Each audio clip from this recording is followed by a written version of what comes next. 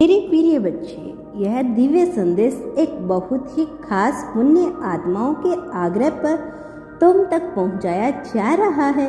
वह पुण्य आत्मा जो तुम्हारे अपने ही खून से संबंधित है, वह तुम्हारा पूर्वज है, जो अब एक संत के रूप में पुण्य आत्मा बनकर देवलोक में विराजित है।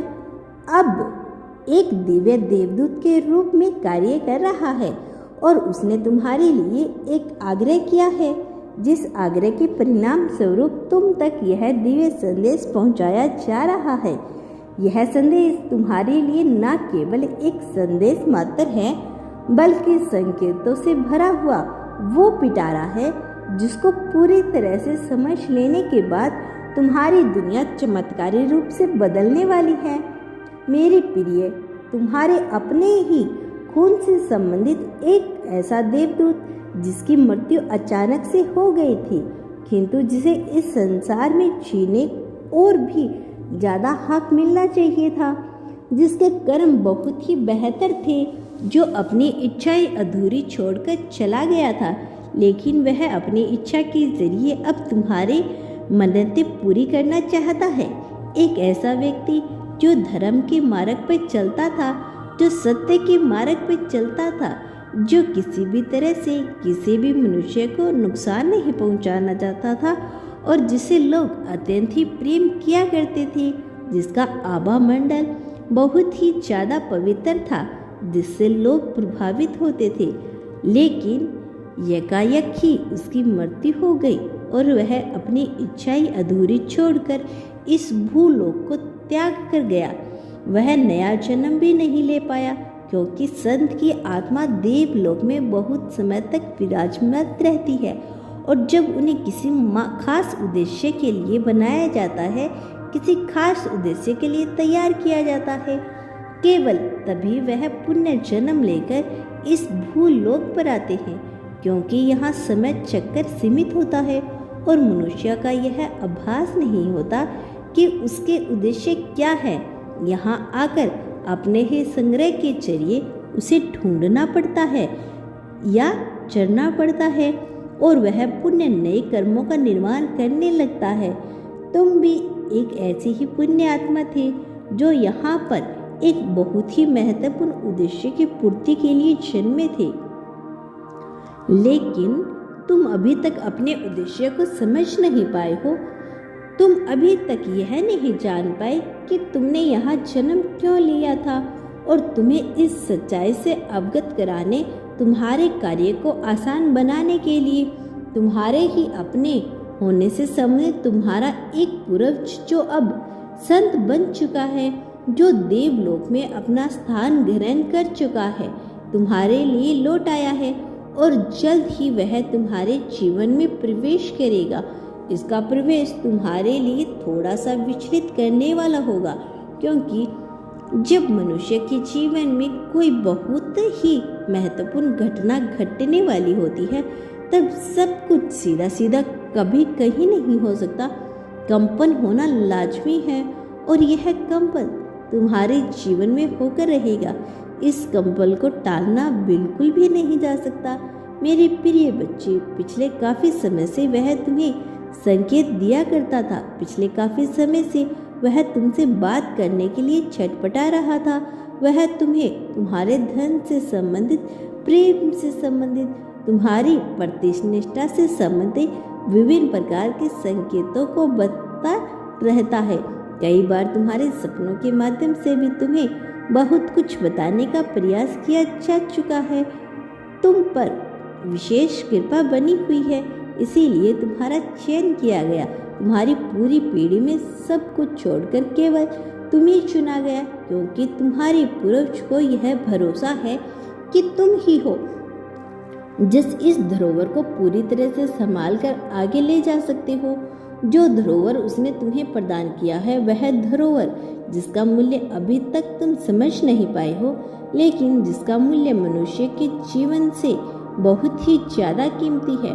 और जब तुम एक बार इसके मूल्य को समझ जाओगे, तो तुम यह जान जाओगी कि क्यों तुम्हारी जैसी दिव्य आत्मा को भी इस भूलोक में जन्म लेना पड़ रहा है, क्योंकि तुम्हारे जैसे पुण्य आत्मा को भी बार बार काल चक्र में फंसकर जन्म और मृत्यु का रास्ता तय करना पड़ रहा है। क्यों कुकर्म के रास्ते पर बार बार तुम्हें चलाया जा रहा है।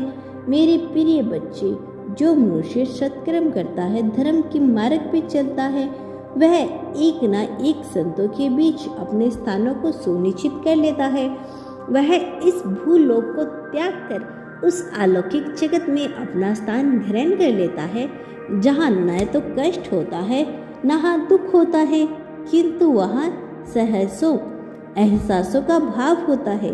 और जो मनुष्य एहसासों से परिपूर्ण होता है, जो अनुभवों से परिपूर्ण होता है, वह निश्चित तौर पर इस भूल लूप पर पुण्य आना चाहता है, लेकिन यहाँ आकर वह फिर से उसी माया से ग्रस्त हो जाता है जिसे छुटकारा पाना वह अलौकिक जगत तक पहुँचाया था।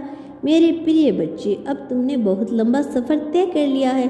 तुम्हारी यह आत्मा बहुत जीवों के शरीर से गुजरकर अब इस चरम अवस्था में पहुंची है, जहां इसका पूरी तरह से दिल खोलकर ईश्वर के चरणों में समर्पण कर दिया जाए। वास्तव में यह समर्पण कोई त्याग नहीं है। वास्तव में यह समर्पण इस लोक को छोड़ना नहीं है। यह समर्पण मृत्यु को प्राप्त हो जाना नहीं है, बल्कि यह समय चिंता से, अवसादों से और दुखों से हो, इसे पूरी तरह से मुक्त हो जाना है। यह वह समर्पण है जहाँ से तुम्हें कितना ही जीवन क्यों न मिल जाए, तुम्हारे कर्म अकर्म, सत्य कर्म कुकर्म ना बन जाए। मेरे प्रिय बच्चे, जहाँ से कर्मों का अभाव हो जाए, वहाँ से केवल खुशियाँ और प्रेम ही बचा रहे। जहाँ से तुम हो वो हो जाने के लिए मनुष्य सदैव तरसता रहता है। केवल कुछ ही ऐसे मनुष्य हैं जो इस अवस्था को प्राप्त कर सके। तुम पर चूंकि विशेष कृपा बरस रही है, तुम विशेष तौर पर मेरे साधनीय में आ चुके हो, तो फिर तुम यह कृपा निश्चित तौर पर बरसाई जाएगी। तुम्हें यह से वंचित बिल्कुल भी नहीं रखा जाएगा, और ऐसा होना ही तुम्हारी नियति है। तुम्हारी नियति को टाला नहीं जा सकता। इस नियति के विरोध में स्वयं कोई भी नहीं आ सकता, चाहे वह इस संसार में सबसे शक्तिशाली ही क्यों ना हो। मेरे बच्चे, नियति के मांग के आगे समस्त ब्रह्मांड फीका पड़ जाता है। इसके आगे ना कोई ज्ञान चाहता है और ना ही किसी तरह के कर्मों का फल चल पाता है। तुम्हारे पूर्व जो कि अब एक देवदूत है, वह चाहते हैं कि आने वाले कुछ माह में तुम्हें एक नई यात्रा को प्रारंभ करो। यह यात्रा जीत की ओर ले जाने के लिए प्रदर्शित की जा रही है। इस यात्रा पे तुम्हारा बढ़ाया हुआ प्रत्येक कदम तुम्हें मुक्ति की ओर, निडरता की ओर लेकर जाएगा। तुम एक ऐसे तीर्थयात्री बनोगे जिसके मन में किसी भी तरह का भय, संदेह है या संकोच उत्पन्न नहीं होगा। तुम इस काल चक्कर से और इस तरह की विचारधारा से बहुत ऊंचा उठ जाओगे। मेरे प्रिय बच्चे, तुम जगह यात्रा करनी है। तुम्हें बार बार वह नाम सुनाई देगा, तुम्हें बार बार वह नाम दिखाई देगा, जहाँ पहुँचने पर तुम्हारी आत्मा को एक तारतम्यता से बंधित किया जाएगा। वास्तव में यह बंधन पूरी तरह से सकारात्मकता से जुड़ा हुआ होगा और जीत दिलाने वाला होगा। अब तुम इस राह पर बहुत तेजी से आगे बढ़ो। आने वाले अगले 3 से 4 माह में तुम्हारी यह यात्रा पूर्ण होगी, क्योंकि इस यात्रा में तुम्हें विशेष तौर पर बहुत लाभ होगा।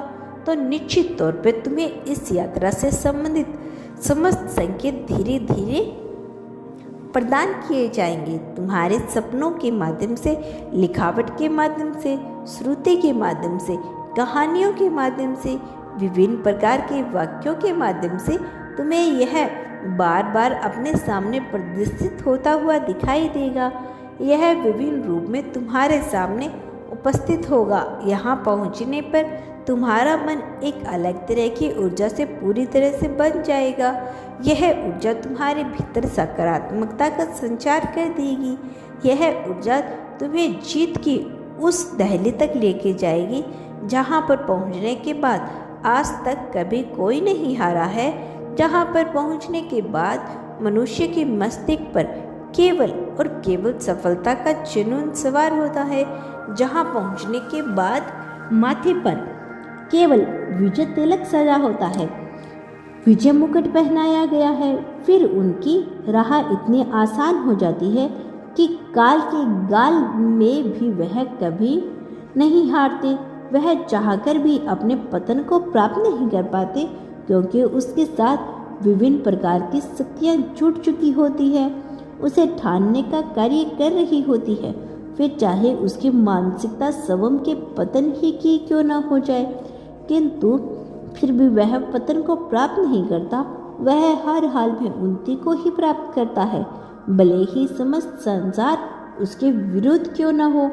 जय मेरे प्रिय बच्चे, तुम्हें आध्यात्मिक जागृति होने का समय आ गया है।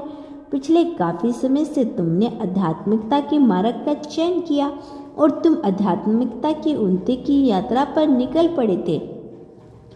उस समय जब भी प्रत्येक मनुष्य ईर्ष्या, अहंकार, द्वेष, राग और दूसरों को गिराने की अभिलाषा लिए हुए दूसरों का पतन करने का विचार कर रहा था, उन क्षणों में भी तुम्हारी मति भ्रष्ट नहीं हुई। उन क्षणों में भी तुम केवल जीत की ही कल्पना करते रही। उन क्षणों में भी तुमने दूसरों के बारे में सोचना छोड़कर केवल यह विचार किया कि तुम जीत को कैसे प्राप्त कर सकती हो। केवल यह विचार किया कि आखिर दूसरों को क्षति पहुंचाए बिना तुम उस शिखर तक कैसे पहुंच सकते हो, जहां पर पहुंचने के बाद प्रत्येक मनुष्य को आध्यात्मिक शांति, बेहद ही सुकून का अनुभव होता है। उस सुकून को प्राप्त करने के लिए तुमने बहुत प्रयत्न किया, कुछ चीज़ों की खोज जारी रखी। यह तुम्हारी खोज अभी भी जारी है, लेकिन अब तक तुम इसे प्राप्त न कर सके हो, अब तक तुम्हें इसे परिचित न हो सके हो।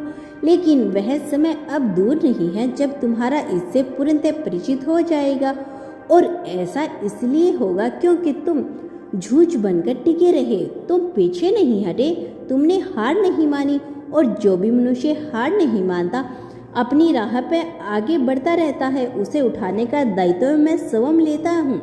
जिस मनुष्य की आत्मा पवित्र होती है, जिसका हृदय स्वच्छ होता है, जिसका मन निर्मल होता है, वह दूसरों के पतन की कल्पना भी नहीं करता। हालांकि उसके साथ ही भले ही बहुत से लोगों ने गलत व्यवहार किया, गलत कर्म किए हो, किंतु वह फिर भी उनका विचार त्याग कर केवल यह सोचता है कि आखिर वह अपने स्वयं के जीवन के में प्रगति को कैसे प्राप्त कर सकता है। तुम ऐसे ही एक दिव्य आत्मा हो जो लोगों की बातों का मूल्य ना रखकर केवल यही विचार करता है कि उसे अपने जीवन में कैसे उन्नति प्राप्त हो। तुम्हारी यह महत्वाकांक्षा और तुम्हारी इस तरह की विचारशैली, तुम्हारा स्वभाव ही तुम्हें जीत के मार्ग पर लेकर आया है। इसीलिए अब एक सवेरा होगा, एक प्रकाश चमकेगा, एक किरण फैलेगी, यह जीत की होगी, यह उन्नति की किरण होगी, यह प्रेम से भरा हुआ एक ऐसा प्रकार होगा जिसके साधने में आने वाले प्रत्येक मनुष्य धन्य, धान्य, सुख, समृद्धि और प्रेम से भर चुका होगा।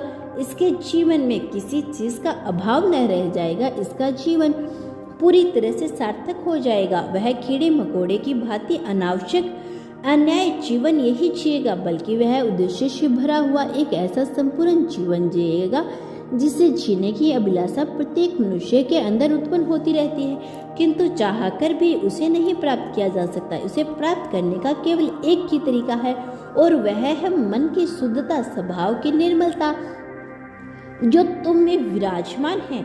मेरे प्रिय बच्चे, इसीलिए तुम्हें जीत से नहीं रोका जा सकता। ऐसे क्षण बुरी और काली शक्तियाँ अपना प्रभाव दिखाना प्रारंभ कर देती है। जब इन्हीं बुरी शक्तियों को लगने लगता है कि वह मनुष्य जो भी उनके शिकंजे में कसा हुआ था अब उनसे दूर हो रहा है, तो अपने समस्त ताकत को लगाने का प्रयत्न करती है और उस मनुष्य को झुकाने का संपूर्ण प्रयत्न कर डालती है। किंतु वह यह भूल जाती है कि वह अपनी समस्त ताकत लगाकर जिस मनुष्य को गिराने का प्रयत्न कर रही है, उसकी ताकत वो अभी पूरी तरह से इस्तेमाल नहीं हुई है। मेरे प्रिय बच्चे, तुम जिस राह पर बढ़ रहे हो, चल रहे हो, उस राह पर बहुत सी चुनौतियाँ आने ही वाली होती है, लेकिन तुमने अपने भीतर साहस, हिम्मत धरकर आगे बढ़ना है। तुम्हें किसी भी चुनौती से घबराना नहीं है, क्योंकि यह चुनौतियाँ तुम्हें तोड़ने नहीं पाएगी। इन चुनौतियों में कितना ही ताकत, कितना ही दम क्यों ना हो, फिर भी यह चाहकर तुम्हारा बाल भी बांका नहीं कर सकती, क्योंकि तुम अब एक मेरे साधनीय में हो, क्योंकि तुम अब ईश्वर के शरण में हो। तुम प्रगति के उस मुकाम तक पहुंचने वाले हो जहां से केवल जीत होती है। तुम्हें न केवल तुम्हारी पुरुष द्वारा उठाया जा रहा है, बल्कि विभिन्न देवताओं के द्वारा भी तुम्हारा ही समर्थन किया जा रहा है। हर किसी की सूची में तो तुम वही प्रथम व्यक्ति हो जिसमें जीत मिलनी चाहिए। तुम ही वह प्रथम मनुष्य हो जो सुख समृद्धि संपदा के अधिकारी बताए गए हो। और जब प्रत्येक जीव तुम्हारे पक्ष में कार्य करने के लिए तैयार है, तो भला नियति ऐसा क्यों नहीं चाहेगी कि तुम्हारी जीत सुनिश्चित हो जाए। मेरे बच्चे, तुम्हारी जीत को सुनिश्चित करने का दायित्व पूरी तरह से मुझ पर है, और अब मैं यह सुनिश्चित कर देना चाहता हूँ कि तुम्हारी सारी विपत्ति, तुम्हारी सारी परेशानियाँ, तुम्हारी सारी आपदा समाप्त हो जाए। अब मैं अपने देवदूतों को यह आदेश दे चुका हूँ कि तुम्हारे जीवन में समस्त समस्याओं को समाप्त कर तुम्हें खुशियों की डोर थमा दी जाए, तुम्हें जीत की राह पर आगे लेकर चले। मेरे प्रिय, अब तक तुम्हारे जीवन में जो भी घटनाएं घटित हुई है उसके पीछे एक कारण था, लेकिन अब जो भी घटित होगा यह कारण नहीं बल्कि परिणाम स्वरूप घटित होगा।